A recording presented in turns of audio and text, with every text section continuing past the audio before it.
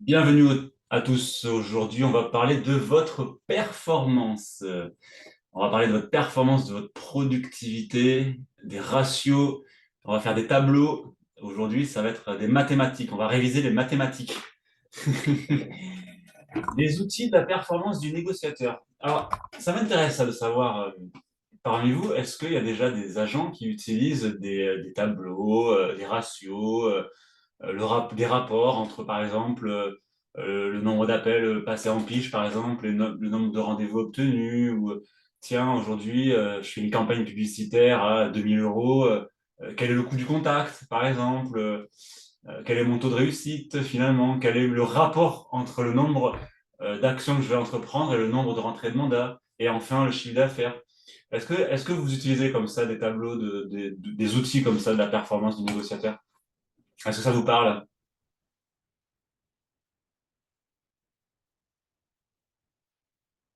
Oui, pour le CA. D'accord. Alors effectivement, le CA, c'est la finalité. C'est une mesure indispensable. Effectivement. Ratio négo-prix de vente. Ouais, ouais, ouais, on peut aussi. Bon, en fait, c'est simple. On peut se faire des ratios sur n'importe quelle donnée. C'est ça qui est fantastique avec les mathématiques, c'est que vous pouvez vous fixer en fait n'importe quel ratio. Parce que la finalité, c'est que les calculs sont plus ou moins toujours les mêmes. C'est ce qu'on va mettre dedans la plupart du temps qui va changer. Mais ce qui va m'intéresser de savoir, c'est pourquoi, en fait. Pourquoi tenir des tableaux? Pourquoi, finalement, effectivement, prioriser certains calculs que d'autres? Ben justement, ça va nous permettre, en fait, de savoir ce qui fonctionne, en réalité. Donc, je vais vous mettre le sommaire, comme ça sera plus simple.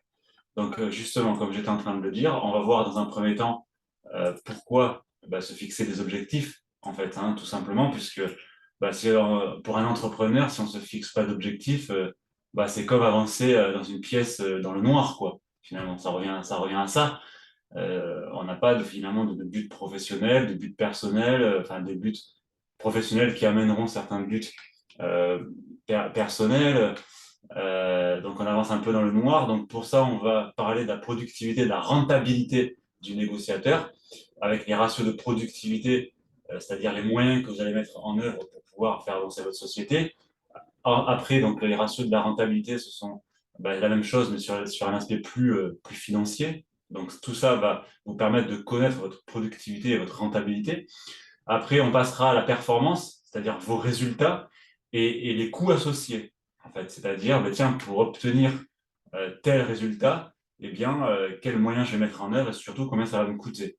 Et enfin, on terminera avec une multitude de tableaux où vous aurez juste les cases à remplir, en fait, et qui vous permettra tout simplement, mois par mois, d'avancer sur vos ratios avec vos charges, vos résultats et un récapitulatif des deux. Donc voilà ce qu'on va faire aujourd'hui. On va passer une petite heure ensemble, parce que ça suffit pour ce sujet, sauf si bien sûr vous avez besoin de plus. Mais vous allez voir que ça va être des mathématiques. Alors, selon vous, pourquoi dans un premier temps, avant de parler des mathématiques, pourquoi il est indispensable, même si peu d'agents le font, euh, pourquoi selon vous il est indispensable, si ça vous paraît indispensable, de se fixer des objectifs en termes de rentabilité, de performance, et de s'embêter finalement un peu tous les mois avec des tableaux de bord, en réalité. Qu'est-ce que ça va vous permettre de connaître sur votre activité, en fait, sur votre business? Plein de choses.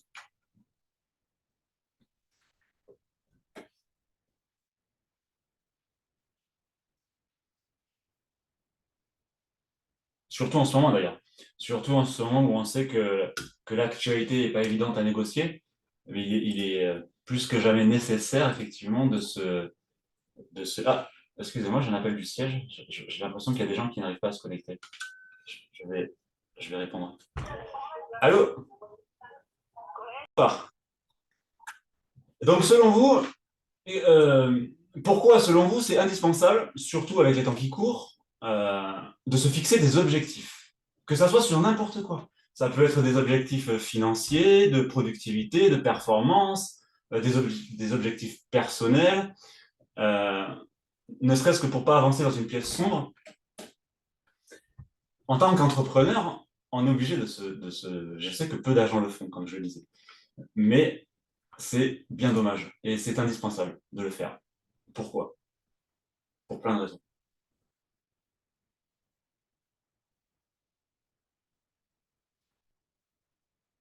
Bah déjà, en fixant des objectifs, non seulement vous avancez pas dans le noir, mais en plus, vous pouvez vous créer des prévisionnels. Alors, bien que dans l'immobilier, c'est compliqué en ce moment, on le sait, et que c'est difficile d'avoir une visibilité ne serait-ce que sur 6 mois, mais on a quand même des tendances. Et d'étudier, on va dire, l'actualité et les statistiques va quand même permettre en face de se fixer de manière locale des objectifs et des missions pour pouvoir eh bien, essayer d'avoir une visibilité sur du court ou moyen terme en réalité. Parce que quand vous allez le voir tout à l'heure dans les tableaux, en fixant des ratios, eh bien, vous les allez savoir de par ce que vous avez fait auparavant, vous allez savoir combien, je sais au hasard, combien de mandats il vous faut pour faire une vente, ou combien d'heures de prospection vous devez faire pour faire une vente, ou combien vous devez serrer de main dans une journée pour générer un contact. Voilà, ce sont des objectifs qui me viennent comme ça dans la tête, mais on peut en trouver plein d'autres. Mais ça vous permet, voilà, par rapport à ce qui a été fait avant, de vous fixer quand même un prévisionnel et de pouvoir, eh bien, sur le moyen et long terme, de pouvoir pérenniser votre activité parce que beaucoup de personnes arrêtent, que ce soit dans l'immobilier ou ailleurs d'ailleurs, leur business tout simplement parce que, à force d'avancer dans le noir et de ne pas savoir ce qui fonctionne, eh bien, au bout d'un moment, quand il y a un coup dur, eh bien, on n'arrive pas forcément à se relever en réalité parce qu'on n'a pas étudié suffisamment son activité, parce que voilà, on n'a pas fait de feedback, on va dire, important. Donc, sans les outils de mesure des performances, c'est une question que je pose, pourrez-vous savoir si vous progressez ou non, en réalité? Comment pouvez-vous savoir si vous arrivez au niveau de vos concurrents, si vous les surpassez ou si vous êtes loin derrière? Comment pourrez-vous savoir si vous êtes prêt pour les JO, comme on dit? Donc, concrètement, ces outils vous aideront à savoir si vous avez atteint vos objectifs en fonction de votre prévisionnel, en termes de ce que vous voulez, en réalité. Toutes les données qui vous intéressent. Alors, bien sûr, il y a des données de base qui sont indispensables, hein, comme bien sûr des objectifs de CA, de rentrée de mandat, nombre de ventes, etc. Vous allez également, en fixant des objectifs, mesurer votre notoriété locale en termes de publicité et de marketing, et évaluer également vos coûts et vos actions marketing, parce que en marketing, c'est très facile de perdre de l'argent, en réalité. Donc, si effectivement on n'a pas des tableaux pour savoir ce qui fonctionne de manière locale, que ça soit, alors, surtout en ligne, d'ailleurs, avec les business managers, eh bien, c'est toujours pareil, on ne sait pas trop où investir. Il peut y avoir également dans le marketing des points bloquants ou des messages qui passent mal. Donc, c'est toujours pareil, en fonction de vous fixer des outils pour travailler et tenir des ratios, ça vous permettra de les identifier et de ne pas réitérer des erreurs qu'on aurait pu faire, en fait, ou se conforter dans des outils qui ne fonctionnent pas. On croit que ça fonctionne, mais en réalité, ce n'est pas du tout optimisé. Les outils vous servent également à vérifier que vos canaux d'acquisition de leads soient bons. En réalité, c'est ce que j'étais en train de dire. Le fait de savoir ce qui fonctionne vous permettra d'orienter vos investissements et d'investir dans des outils qui fonctionnent, hein, que ce soit en ligne ou dans le dur. Et enfin, très important, quand vous avez mis en œuvre des outils et des actions de prospection, de marketing local, eh bien, enfin, une fois que vous avez fini vos campagnes, vous allez pouvoir évaluer la rentabilité de vos actions et surtout calculer votre retour sur investissement. Voilà, c'est aussi simple que ça. Donc voilà, ça sert à ça en fait, hein, de se fixer des objectifs et de mesurer votre performance. Est-ce que ça vous paraît clair ou est-ce que vous avez besoin qu'on revienne sur certains points pour l'instant, avant qu'on passe à la productivité et à la rentabilité? Pour être plus efficace, exactement, en se fixant des objectifs et en sachant où on va, normalement, on est plus efficace. Vous m'avez souvent entendu parler de la loi de Pareto. la fameuse règle des 80-20.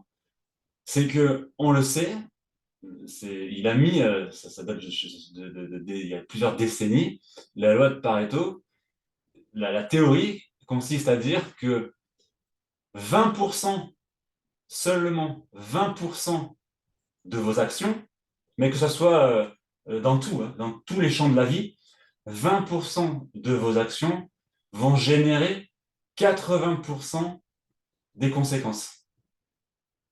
Donc, j'ai envie de dire que là, la loi de Pareto bah, est efficace ici aussi parce que en seulement en concentrant seulement 20% de vos efforts environ, vous allez générer 80% de résultats en réalité.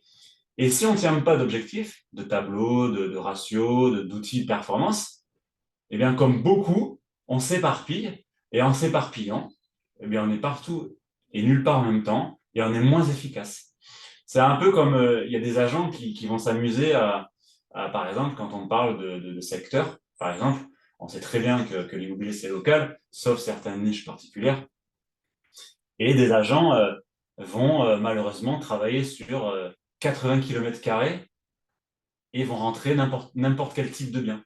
Des fonds de commerce, des terrains, de l'ancien, du neuf, etc., sur 80 km² de terrain. Et ces gens m'appellent, et ces personnes m'appellent après pour me dire, j'arrive pas à faire du chiffre d'affaires. Et quand on s'intéresse effectivement au portefeuille, eh ben, on s'aperçoit, ou pas du chiffre d'affaires, ou très peu, ou le ratio entre le temps passé à rentrer du mandat, parce que ces personnes-là rentrent du mandat, mais ils ont du mal à les sortir.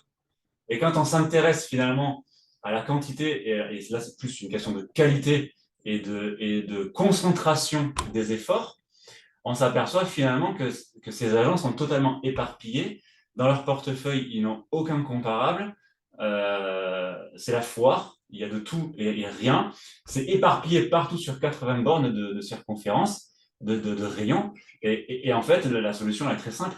C'est tout simplement recentrer une zone de chalandise beaucoup plus, on va dire, locale, se concentrer sur vraiment 20% des biens qui fonctionnent sur votre secteur, sur vraiment ce que recherche votre clientèle locale.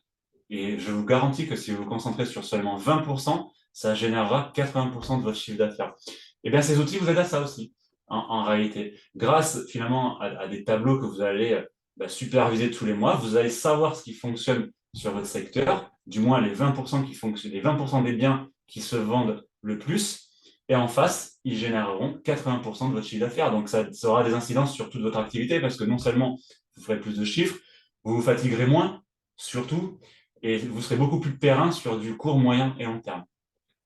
Voilà, alors c'est un exemple. Euh, mais voilà, en tout cas, ça sert à tout ça.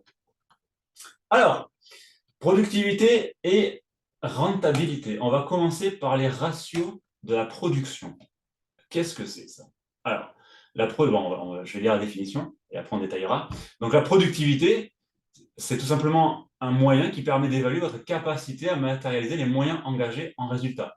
C'est-à-dire que vous allez faire le ratio qui a le rapport entre les résultats que vous souhaitez, donc là j'ai mis quelques exemples, des résultats en termes de chiffre d'affaires, nombre de rendez-vous, nombre de mandats, nombre de biens vendus. Donc vous allez chercher un résultat, mais en face, vous allez mettre les moyens dégagés. En fait, elles constituent le rapport entre les résultats obtenus, donc chiffre d'affaires, total rendez-vous, etc., et les moyens mis en œuvre, total des appels téléphoniques, total de rendez-vous, d'expertise, etc. Donc, nombre d'appels téléphoniques, nombre d'imprimés, nombre de rendez-vous d'estimation, nombre de visites acquéreurs. Voilà. Donc, c'est des moyens. Donc, le résultat que vous allez chercher, quels moyens vous allez quels sont les moyens engagés qui fonctionnent le plus en réalité. C'est ça la productivité. En réalité, on n'est pas vraiment sur du financier là. On est plus sur on n'est pas du tout même sur du financier. On est sur des moyens et du temps passé et des moyens engagés.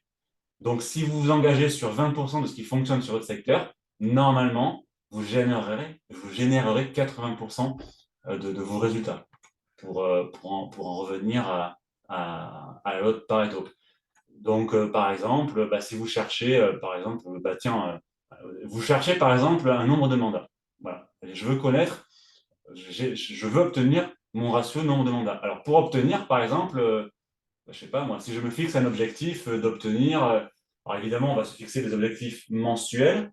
Alors, ben c'est ça qui est bien aussi, c'est que les objectifs, vous pouvez vous les fixer de manière mensuelle, trimestrielle, annuelle. Vous avez juste après la conversion à faire. Mais si vous voulez savoir, par exemple, eh bien, le nombre de mandats, eh bien, vous allez vous fixer, par exemple, un objectif de l'année dernière. Vous allez constater que l'année dernière, vous avez généré sur un trimestre, par exemple, 25 mandats. Par exemple, je dis ça au hasard. Eh bien, sur 25 mandats, quels sont les moyens que j'ai mis en place? Donc, ça demande à se poser. Qu'est-ce que j'ai mis en place pour générer 25 mandats? Combien d'appels j'ai passé? Combien d'heures de prospection j'ai fait? Euh, c'est essentiellement ça, en réalité. Combien d'appels téléphoniques j'ai passé? Combien de mains j'ai serré? Combien d'imprimés j'ai distribué? Et à force de tenir ces résultats, eh bien, vous allez dégager une moyenne et vous allez savoir, alors bien sûr, hors cas exceptionnel, mais ça va vraiment vous dégager une tendance sur le taux d'effort que vous devez faire pour pouvoir générer ce résultat, en réalité. Donc ça, c'est la productivité. Après, on va parler de la rentabilité. C'est-à-dire que là, d'un côté, vous avez mis des actions pour obtenir un résultat. Ben maintenant, il va falloir déterminer aussi les moyens financiers dégagés en marketing, notamment. Donc ça, c'est ce qu'on appelle les ratios de la rentabilité. Donc ça constitue le rapport entre la marge dégagée, donc votre chiffre d'affaires, et les coûts des moyens utilisés.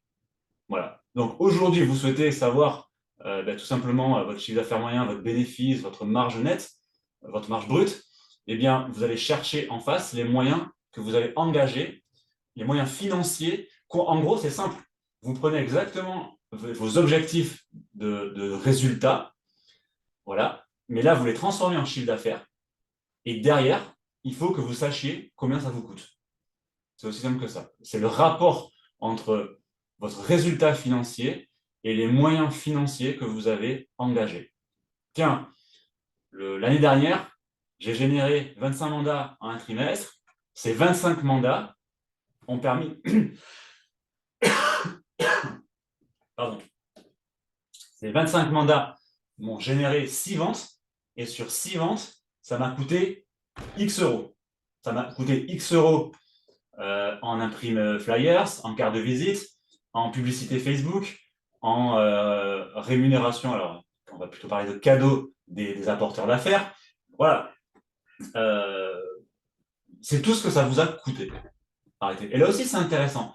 Parce que là, vous allez pouvoir dégager des tendances sur ce qui fonctionne d'un point de vue financier sur vos secteurs, et ça va vous permettre d'éviter de gaspiller d'argent en réalité. Alors surtout sur les business managers en ligne, il est très facile de se ruiner sur Facebook pour rien. Donc si on ne tient pas en compte des... Alors c'est ça qui est bien en plus avec le digital, c'est qu'on peut vraiment de manière chirurgicale savoir vraiment ce que ça nous coûte et combien ça nous coûte, comment ça nous coûte et qui on a touché. Voilà, les outils sont fantastiques aujourd'hui pour ça, sur les business managers.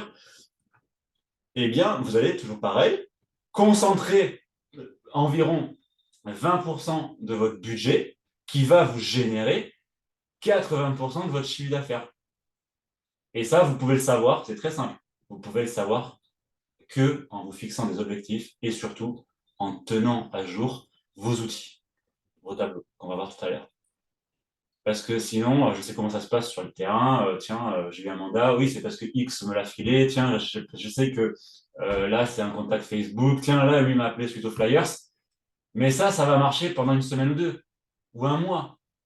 Mais dans un an, c'est impossible de s'en rappeler. Dans un an, c'est pas possible. Et le fait de revenir en arrière, tous les trimestres, tous les 6 mois, tous les ans, voire tous les mois, en fonction comment vous voulez piloter votre business, eh bien, vous allez concentrer vos efforts en temps, en énergie, en finance sur les 20% qui fonctionnent vraiment. Parce que c'est ça, il y a seulement 20% des choses qui fonctionnent vraiment de manière continue. Environ 20%, bien entendu. Et ça, encore une fois, vous pouvez le savoir qu'en vous fixant ces fameux objectifs et surtout tenir à jour ces outils. Et c'est ça. Et pour partir malheureusement dans les extrêmes, parce que beaucoup d'agents arrêtent leur activité en ce moment avec ce qui se passe. Alors, pas énormément chez nous, ça c'est cool, mais il y en a quand même, malheureusement aussi. Mais pour avoir beaucoup d'agents aussi d'autres réseaux, beaucoup d'agents arrêtent parce qu'ils souffrent sur le terrain.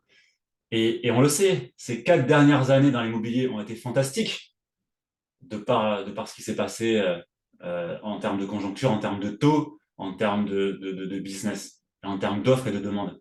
Mais c'est fini cette époque. Et aujourd'hui, beaucoup d'agents arrêtent. Pourquoi? Parce que effectivement, ils ont surfé, alors pour plusieurs raisons.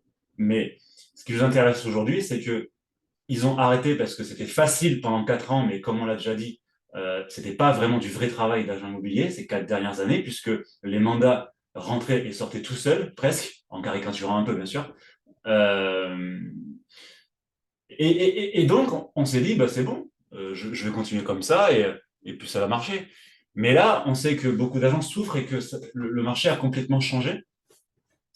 Et vu que la majorité des agents, pour en revenir au sujet qui nous intéresse, n'ont pas finalement fait ce travail finalement de retour en arrière sur ce qui a pu fonctionner, et c'est même compliqué, parfois même de fixer ces ratios, puisque c'était un peu faussé par rapport à l'entrée, par rapport au marché qui a considérablement changé, eh bien, faute de données et faute de savoir ce qui fonctionne sur le secteur en termes de connaissance de cible, de marché, de biens, de prospection et de finance, eh bien, à force de s'éparpiller, entre autres, beaucoup d'agents, malheureusement, dans les cas extrêmes, sont obligés d'arrêter leur activité. Euh, c'est pourquoi je vous encourage vivement, si ce n'est pas le cas, à essayer, même si c'est chiant, je sais, je le faisais mais à l'époque, mais même je n'aimais pas ça, mais à la fin, c'était quand même intéressant de voir ce qui fonctionnait. Euh, et il n'y a que comme ça, il n'y a qu'en tenant ces outils qu'on peut avoir au bout de plusieurs mois le recul nécessaire pour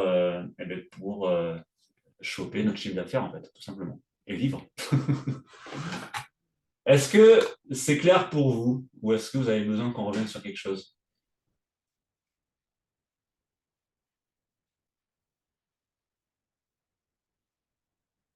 Alors, oui, non. Donc, maîtriser votre performance. Comment maîtriser sa performance?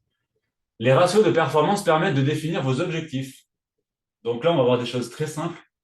Les résultats du négociateur. Voilà, parce que tout à l'heure, on parlait de si vous souhaitez comment savoir votre chiffre d'affaires, budget moyen, chiffre d'affaires. Bon, on ne sait jamais, je préfère le rappeler, même si ça paraît une évidence. Donc, le chiffre d'affaires moyen par vente, chiffre d'affaires divisé par nombre de ventes, OK. Budget moyen d'un client, montant global des transactions divisé par le nombre de ventes. Chiffre d'affaires, mais ça, c'est intéressant, ça. Ça apparaît de rien.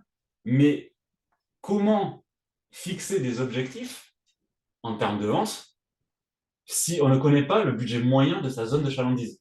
Quel type de bien on va cibler? Est-ce que je vise les biens à 400 000, à 2 millions, à 70 000? Est-ce que je cible les copropriétés parce qu'il y a beaucoup d'investisseurs?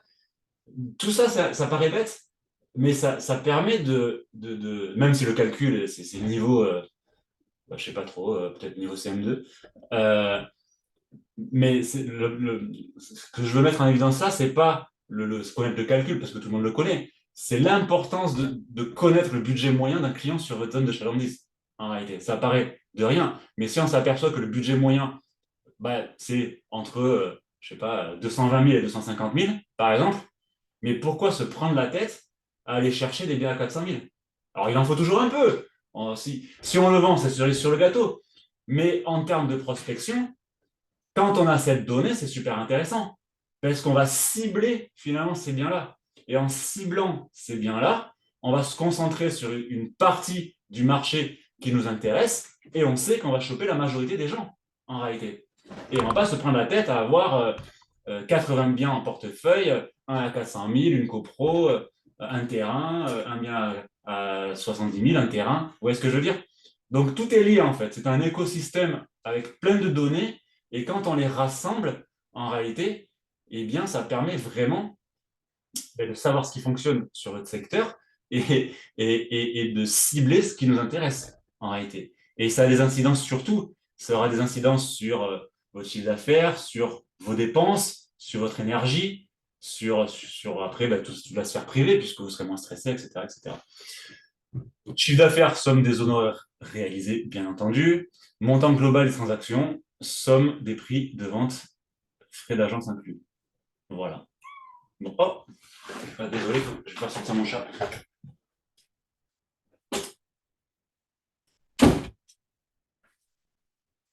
Désolé. Alors, ça, c'était les résultats du négociateur, ce que vous pouvez aller chercher comme données. Maintenant, toujours pareil, dans la maîtrise de la performance, il faut savoir quels sont les coûts que vous allez mettre en face, en réalité. C'est ce qu'on appelle les coûts de l'action du négociateur. Coût du contact. Intéressant, ça aussi. Coût d'une opération marketing divisé par le nombre de contacts. Et vous allez savoir que pour un contact, ça va vous coûter peut-être 80 €. Vous savez que quand vous allez générer un lead, ça vous coûte 80 €. Donc, en sachant cette donnée, vous savez, un contact, 80 €. Maintenant, 15 contacts.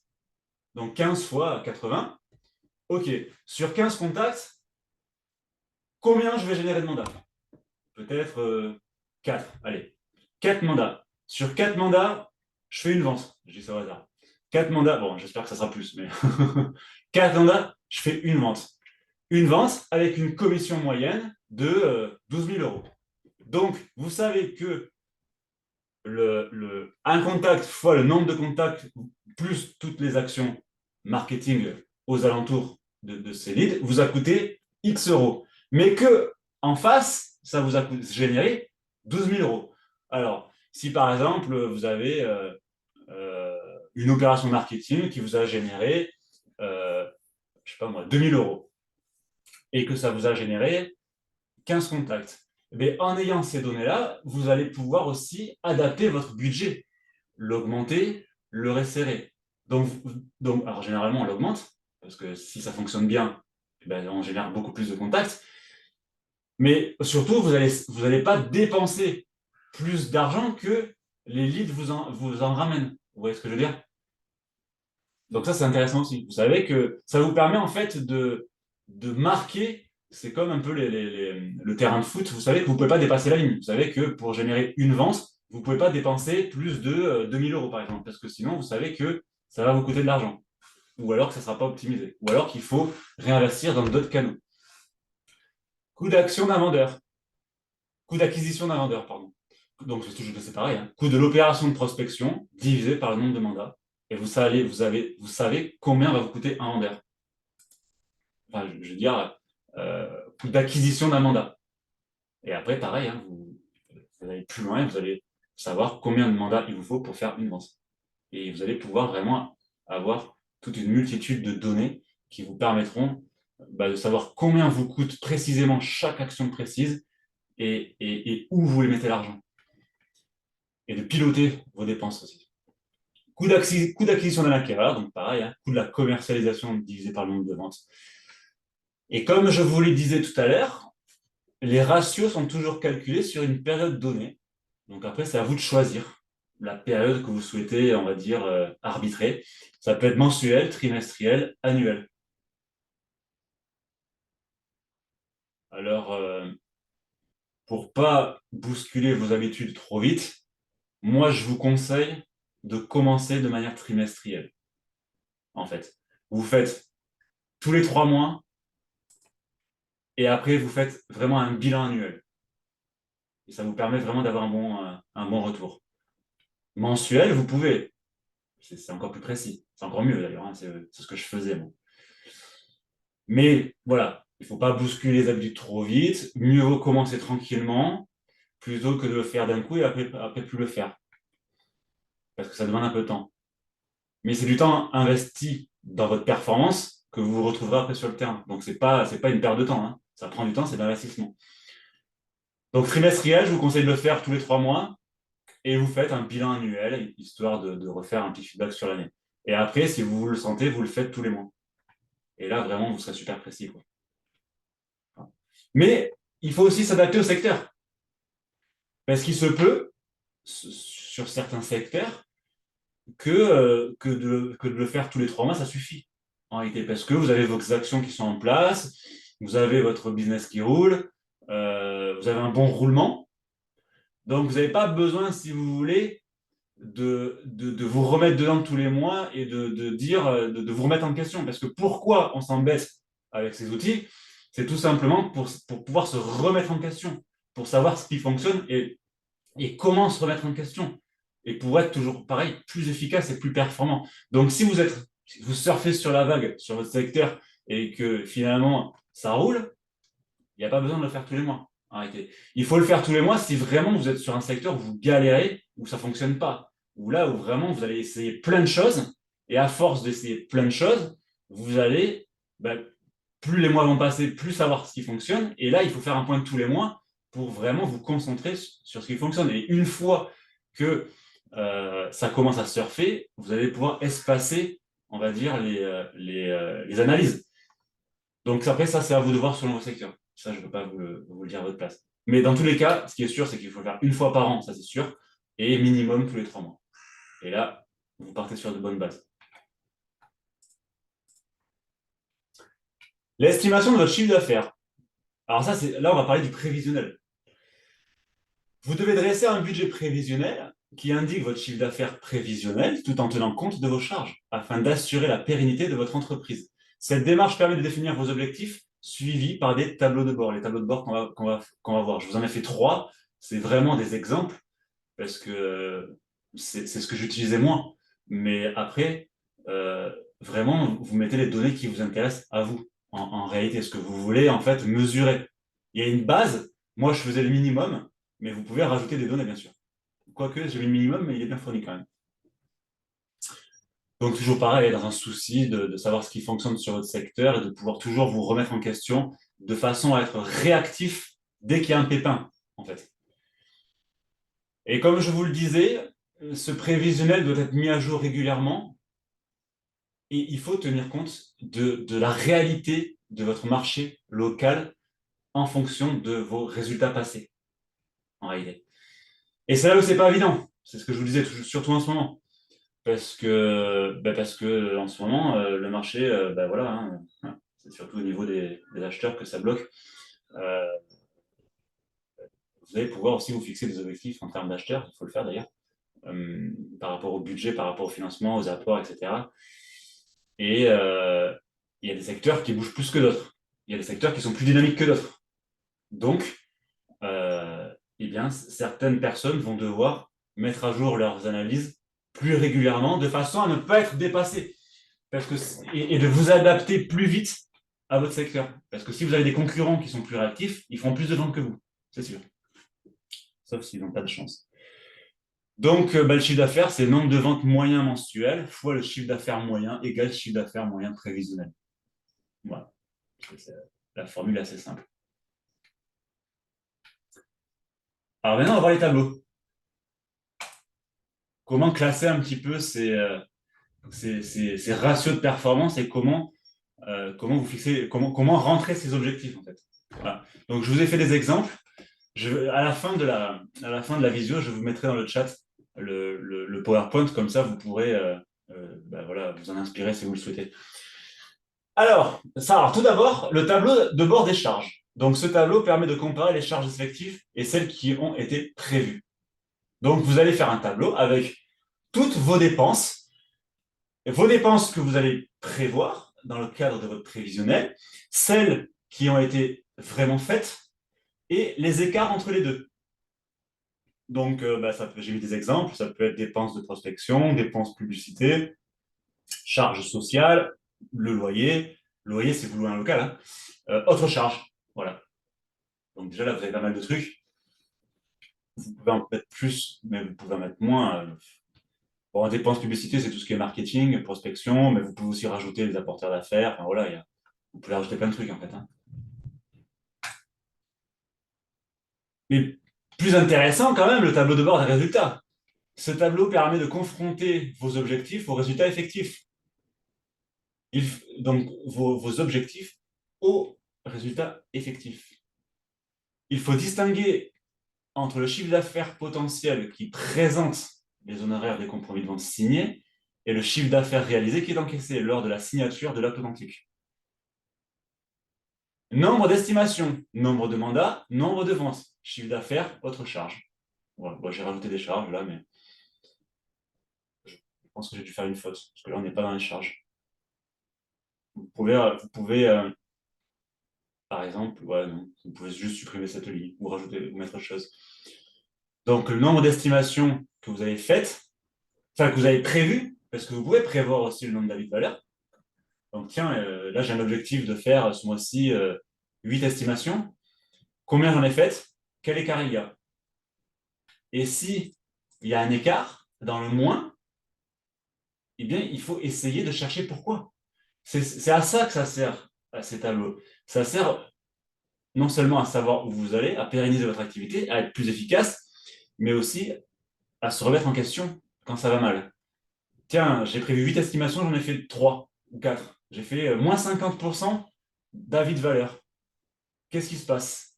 Est-ce que c'est parce que c'est la conjoncture, moins de vendeurs, j'ai moins travaillé, j'ai moins fait d'heures de prospection, j'ai pris des vacances? Voilà, ça, j'en sais rien. Mais en tout cas, le fait de tenir ce genre de tableau, ça peut vous amener à réfléchir, à vous amener sur des pistes de réflexion qui vous permettront de rectifier le tir s'il y a besoin.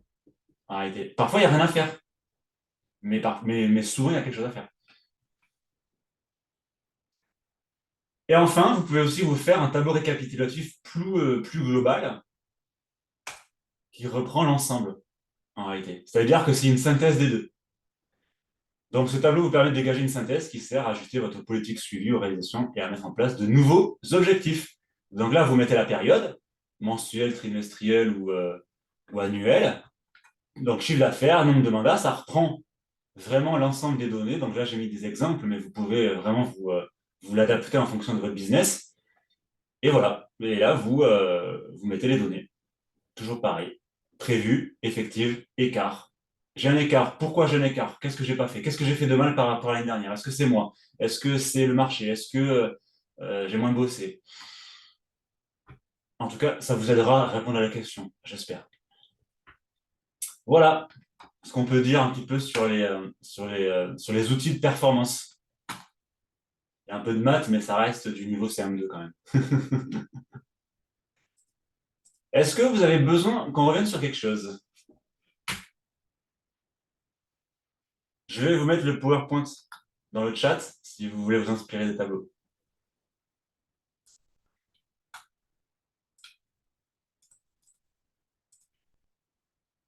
Il n'y a personne qui parle aujourd'hui. C'était si chiant que ça le coaching?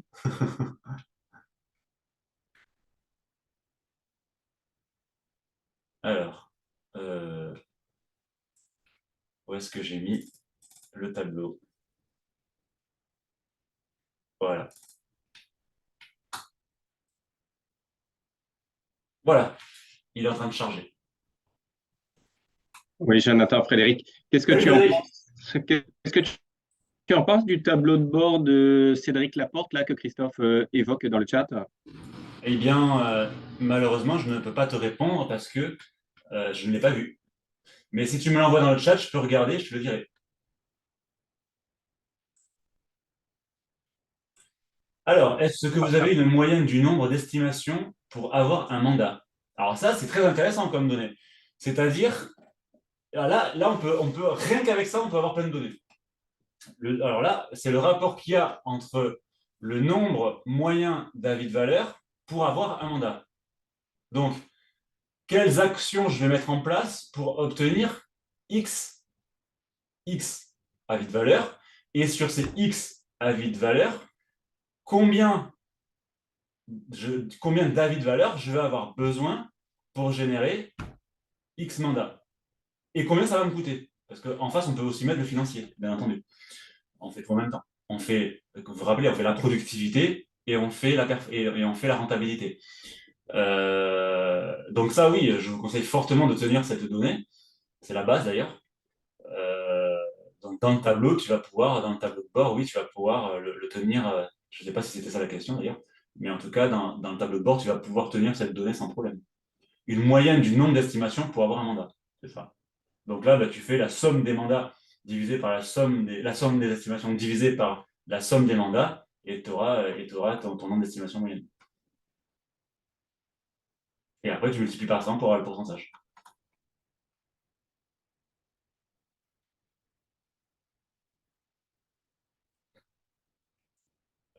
Du coup, par rapport au tableau de Cédric Laporte, si quelqu'un est là, je veux bien regarder et je vous dirai ce que j'en pense. Moi, je ne l'ai pas, mais peut-être que Christophe peut nous le passer. Et où ils en sont, le nombre de Oui, ventes annuelles, là, ouais, finalement je peux vous envoyer. Alors là, vous avez parlé en même temps, j'ai pas compris.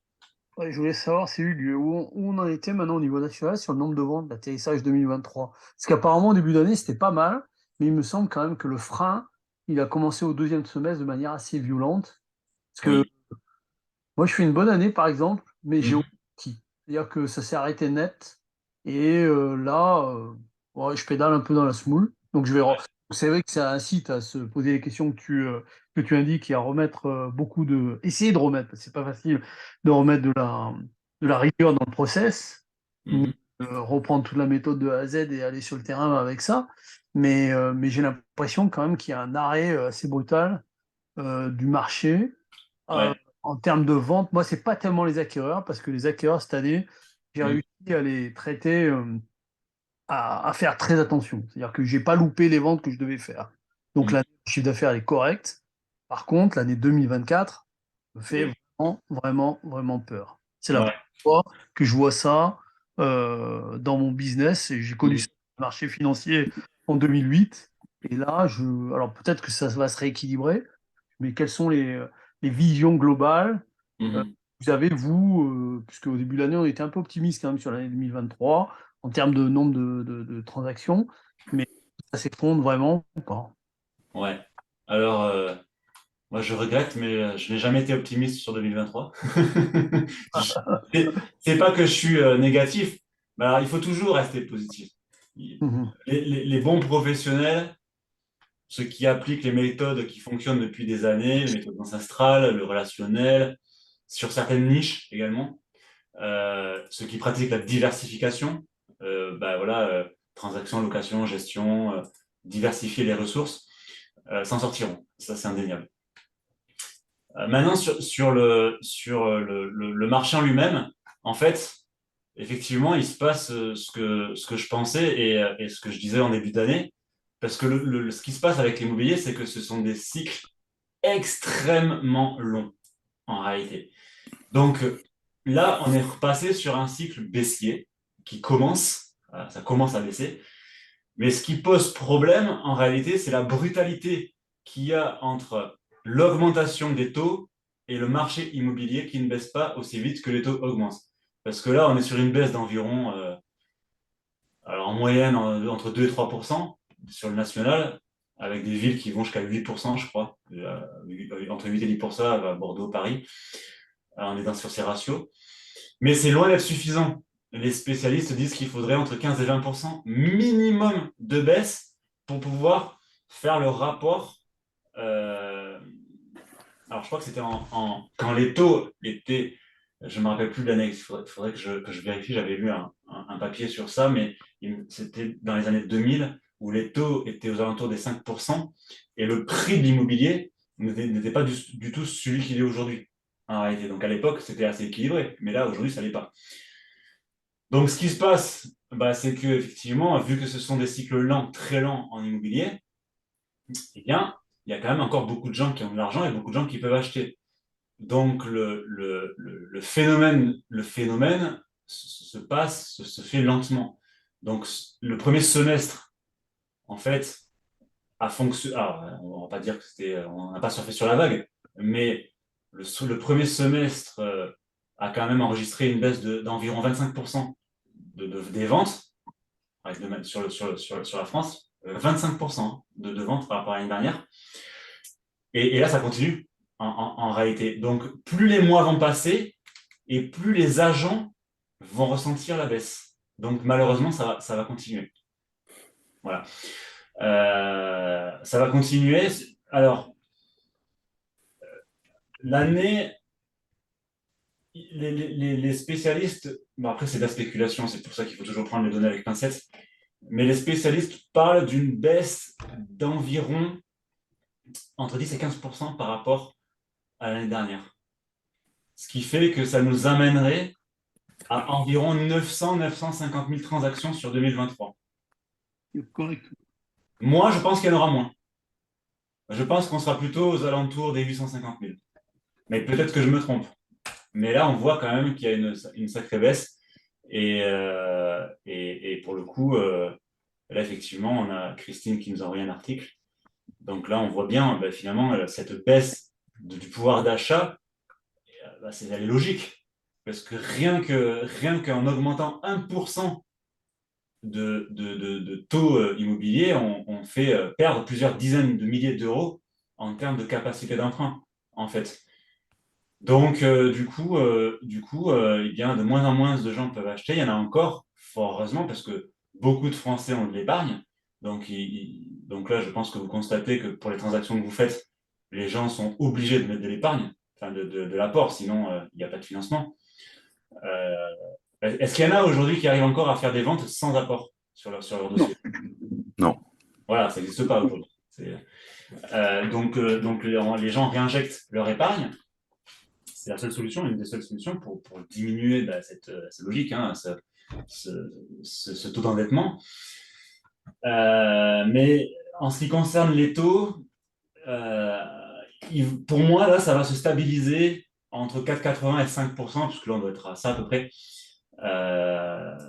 pendant un moment. Là, on va rester stabilisé entre 4,80 et 5% pendant un moment, parce que s'il continue à augmenter, là, vraiment, ça va, là, pour le coup, là, ça va vraiment être inquiétant. Donc, je pense pas que ça va augmenter, là, mais je pense que ça va se stabiliser parce que là, vraiment, ils sont dans une perspective de faire baisser le prix. Donc, comme je le disais déjà en début d'année et en fin d'année dernière, l'enjeu pour 2023, pour nous, les professionnels, c'est de travailler vraiment, vraiment, vraiment sur la baisse des prix des vendeurs et de leur faire comprendre que, et c'est très lent, hein, c'est un cycle qui est lent, leur faire comprendre que inévitablement, sauf si ils ont un coup de bol, ils ne vendront pas en réalité. Et que là, il va falloir c'est pas 2 ou 3%, c'est 15 ou 20% qui vont devoir baisser. Ce qui m'amène à une stratégie de prise de mandat différente par rapport à ce que je prônais avant. Parce que dans un marché équilibré, je suis de ceux qui pensent qu'il faut rentrer les mandats vendables, qu'on juge vendables, avec un projet derrière, au prix, si c'est un peu élevé, pourquoi pas, mais pas non plus totalement déraisonnable. Et si vraiment on jugeait que c'était invendable, on ne rentrait pas. Maintenant, j'aurais tendance à vous dire plus de rentrer tout ce qui bouge. Pourquoi? Parce que même dans un marché comme ça, c'est toujours pareil, hein, pour nous les professionnels, c'est qui tient l'offre, tient la demande. Si vous aviez l'offre, tôt ou tard, vous aurez quand même la demande. Parce qu'en France, l'immobilier est une passion et les gens aiment être propriétaires dans notre pays. Donc, il y aura toujours cette appétence pour l'immobilier. L'immobilier est une passion française. Les Français adorent parler immobilier. Donc oui, là, même si vous savez que là, aujourd'hui, c'est invendable, eh bien, il va falloir travailler les mandats, surtout qu'il y ait des mandats non plus, il n'y en a pas 40 000, bien que ça commence à s'augmenter un peu sur certains secteurs. Je vous encourage à rentrer tout ce qui bouge et à avoir une stratégie de suivi. Là, le suivi commercial, le suivi vraiment relationnel avec les vendeurs prend encore plus son sens que d'habitude. Il faut avoir vraiment un suivi de proximité et être vraiment à l'affût et aux aguets des mouvements locaux pour conseiller le vendeur et lui dire, et avoir une relation de confiance et lui dire, monsieur le vendeur, eh bien, il faut baisser. Alors, un schéma de suivi pourrait être, tiens, aujourd'hui, tiens, on va prendre le calendrier. Aujourd'hui, on est le 19, je rentre un mandat. Allez, ce vendeur, on va le rappeler le 25. On va le rappeler le 25 pour lui dire, OK, j'ai publié, on va lui faire un premier jet. Un premier jet de ce qui fonctionne. OK. Bon, entre-temps, il y a peut-être des visites, il se passe des choses. Évidemment, après chaque visite, on fait un compte-rendu de visite écrit. Ça, c'est évident. Hein, en temps normal, on le fait. Mais là, je parle vraiment d'un mandat où il ne se passe pas grand-chose. Vous savez, un mandat que vous rentrez, mais vous savez très bien que c'est trop cher. Je ne parle pas d'un mandat dynamique, hein, je parle d'un mandat un peu chiant à vendre. Mais la stratégie reste la même. Hein. Mais quelqu'un que vous voyez plus souvent pour des visites parce que vous avez des offres, forcément, vous allez adapter le suivi. Là, je parle d'un suivi classique où vous savez que ça va être une vente sur 3-4 mois, voire plus, parce qu'il va falloir baisser. Donc, 19, vous rentrez le mandat. 25, premier appel de suivi pour tenir compte de ce qui s'est passé et de votre compte-rendu de ce que vous avez entrepris pour la commercialisation. Je dis une semaine, mais ça peut être 5 jours. Hein. C'est à vous de vous adapter. Ensuite, le 25, vous passez un autre coup de fil 2 semaines après, ce qui nous amène, on va dire, ça peut être vers le 12. Vers le 12, vous passez un coup de fil pour commencer à prendre la température sur le vendeur. OK, c'est toujours pareil, c'est passé ça, ça, ça. Votre annonce a réagi comme ça, comme ça, comme ça. Bon, monsieur le vendeur, il se passe ça, on ne vend pas parce que il semblerait que, alors on va enjoliver notre argumentaire, on ne va pas lui dire c'est trop cher tout de suite comme ça c'est un peu trop rapide, mais on va commencer à lui donner des tendances. Bah tiens, regardez, il y a un nouveau bien qui est sorti, il est 15% moins cher. On va commencer, c'est un appel pour commencer à préparer le vendeur pour commencer à lui faire comprendre qu'il va falloir faire quelque chose, en fait. Ça, on est le 12. Voilà, donc après, on laisse passer encore une semaine ou deux. Donc, ça nous amène au 26. Vous allez lui passer un autre coup de fil. En fait, c'est simple. Il faut avoir un contact minimum toutes les 2 semaines, au moins.